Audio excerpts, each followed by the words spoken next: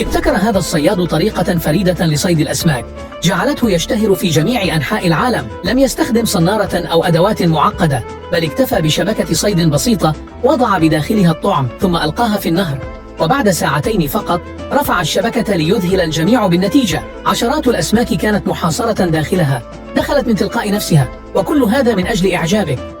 في هذا الفيديو نشاهد موقفا طريفا لكنه خطير في نفس الوقت. أثناء اللعب في المدرسة قام أحد الطلاب بوضع دلو على رأسه، لكنه لم يتمكن من إخراجه مرة أخرى. حاولت المعلمة مساعدته، لكن الدلو كان عالقا بشدة لدرجة أنه بدأ يضغط على رقبته مما قد يعرضه للاختناق. هذا الموقف يوضح لنا أهمية الحذر أثناء اللعب وعدم تجربة أشياء قد تكون خطيرة. نرجو من جميع الطلاب تجنب مثل هذه التصرفات حفاظا على سلامتكم.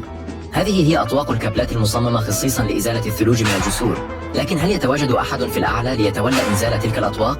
تراكم الثلوج والجليد على الجسور يشكل خطرا كبيرا، إذ يمكن أن يصل وزن الكتل إلى 50 رطلا، وتعرف باسم قنابل الجليد، حيث قد تسقط فجأة من الأعلى على السيارات المارة. تصنع أطواق الكابلات من 3 مواد صناعية لتوفير قوة فائقة، ومع وجود العديد من الكابلات يتسلق العمال هذه الجسور بانتظام خلال فصل الشتاء، فيقومون بإطلاق الكابلات وإعادة تحميلها واحدة تلو الأخرى. هذا الرجل لا ينظف سيارته ويتركها تمتلئ بالتراب ليرسم على النافذة. أولاً يبدأ برسم الرقم 5 3 مرات متتالية بأصابعه، ثم يضيف واحدة أخرى.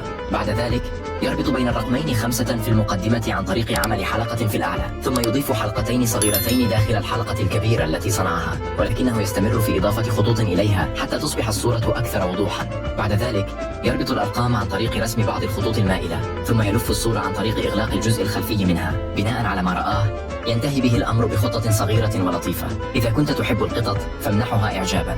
هذا الرجل ابتكر فكرة ذكية للغاية لكسب آلاف الدولارات. قام بتركيب إطار خاص في متجره يسمح للعملاء برؤية كيف ستبدو عليهم الملابس بعد تفصيلها. هذا الابتكار جعل اختيار العملاء للملابس أكثر سهولة، وبفضل هذه الفكرة البسيطة والمبتكرة تمكن من تحقيق أرباح كبيرة.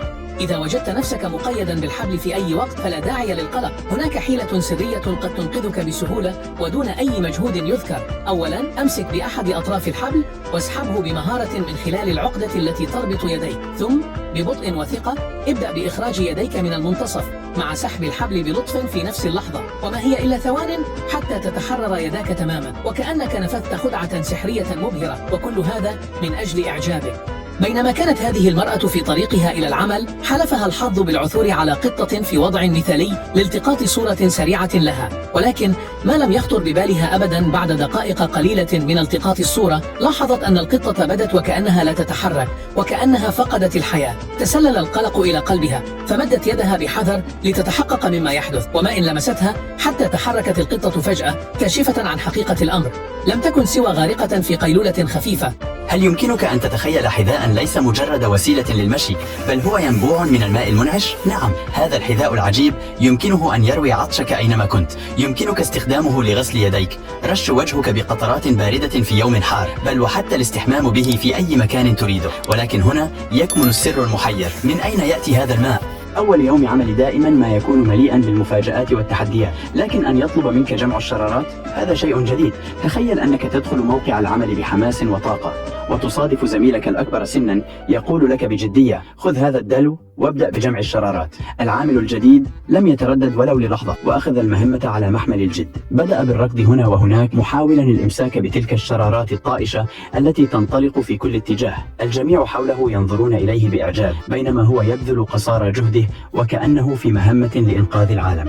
يظن الجميع أن هذا الرجل قد فقد عقله، إذ يبدو وكأنه يحاول إفراغ مياه النهر باستخدام درعه المعدني، لكن الحقيقة أنه ليس مجنونا بل عبقريا، فهو يدرك أن بالقرب من الأنهار يمكن العثور على الكنوز المخفية. وبعد هذا الاكتشاف لن يعتقد أحد أنه مجنون مرة أخرى، إذ يبدأ بجمع كميات كبيرة من الرمال وسحبها داخل درعه المعدني الذي لا يحتوي على أي ثقوب صغيرة، لذا يتوجب عليه تصفية الرمال شيئا فشيئا بحركات حذرة ومدروسة حتى يتمكن من إزالة الشوائب تماما. وعندما يتحقق مما وجده يكتشف كنزا ثمينا، قطعا صغيرة من الذهب كانت مدفونة في الرمال.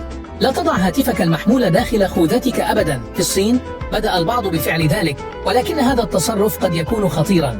أحد الأشخاص دون أن يدرك عواقب فعلته أغلق قناع الخوذة على هاتفه فقط ليبدو أكثر أناقة. من الخارج بدا وكأن لون عينيه يتغير بشكل مذهل، لكنه في الحقيقة لم يكن سوى انعكاس شاشة الهاتف على واقي الشمس. يبدو أن هذا السيف يحمل سرا غامضا، فهل هو سيف عادي أم أنه سحري؟ يقال إنه أسرع من الضوء لأن العيون البشرية لا تستطيع حتى رؤيته. إذا وضعت عود أسنان من خلال هذه الفتحة يبدو الأمر كما لو أن السيف الصغير يشق طريقه مباشرة، ولكن في الواقع إنه يتحرك بسرعة فائقة في الاتجاه المعاكس. يمكنك إعادة مشاهدة هذا الفيديو لمعرفة ما إذا كانت عيناك تتمتعان بالقوة الكافية لرؤيته، ولكن إذا كنت لا تزال لا تصدق ذلك فجرب وضع إبهامك على الجانب الآخر وسترى أن السيف سيتوقف فجأة.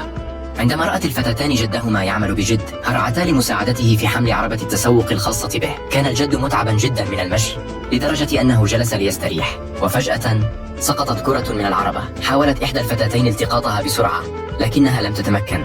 تدخل الجد ووضع الكرة على العربة، وفي الوقت نفسه رفعت الفتاة الثانية كرة أخرى ووضعتها أيضا. بعد ذلك وقام بحمل الكرات واحدة تلو الأخرى ووضعها في عربة التسوق الصغيرة. قفز الأطفال على عرباتهم وقادوها إلى المنزل بسعادة. تخيل هذا المشهد، جندي شجاع يضع يده وسط سرب من النمل الأحمر الشرس، حيث يبدأ النمل بالهجوم والعض فور ملامسة اليد. إنه تدريب لا يختبر فقط قوة التحمل البدني، بل يكشف عن شجاعة لا مثيل لها. يمكننا أن نتخيل الألم الذي يتحمله هذا الجندي، ومع ذلك يظل ثابتا متحديا كل الصعاب. أليس هذا مثالا حيا على الشجاعة التي تستحق الإعجاب؟